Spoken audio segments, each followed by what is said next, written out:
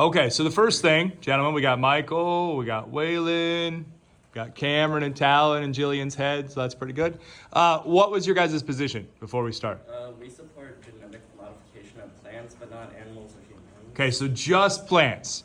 Before you guys start, how did you decide that was the position that you wanted to take? Animals and humans, especially if animals, like, you have animals that don't need to be changed because naturally they're already amazing in their environments. Okay. And then humans, we went with that because some like side effects and other like things that just, we don't want people to be 7 feet tall, and that's like the minimum height. Okay, so I like your thing. So you talked about natural selection. So the animals are already modified by nature, is what you're saying, basically. Okay, cool. Michael, you reading today? Yes. Okay, whenever you're ready. What would be the risk of GMOs? What would be the rewards? We feel that we should genetically modify plants, but not animals or humans. For plants, there are many rewards, but little risk. One reward is with genetic modification, genetically modifying crops. You can produce more of that crop in the same amount of land. Secondly, we will talk about animals. Genetically modifying extinct creatures to bring them back from the past could have detrimental effects on the ecosystem. We all know how Jurassic Park ended, and we don't want to repeat it.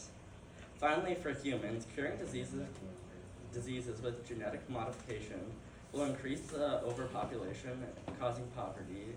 Overall, we support the genetic modification of plants, but not animals or humans. Okay, anything else, guys?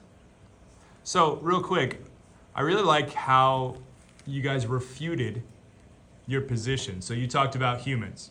One thing I think probably the biggest argument against modifying humans for disease would be exactly what Michael's group said, which is overpopulation. We already have a problem with overpopulation. What would happen, Michael, if we did modify humans to eliminate disease completely?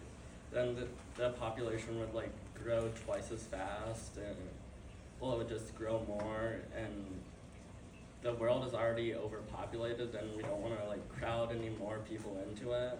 Okay, so if you already have an overpopulation problem and you add more people, or I guess you wouldn't be adding more, but they would stay alive longer, right? So if they stay alive longer, that's going to affect how many people there are on Earth at one point, right? I really like also how you guys said the modifying plants in order to grow more food in a smaller space. So if we do get more people, what would have to happen to those people? What do you have to have for people to live? More food, but also more space for them to live as well, right? So I thought you guys had some good ones. Any questions for these guys?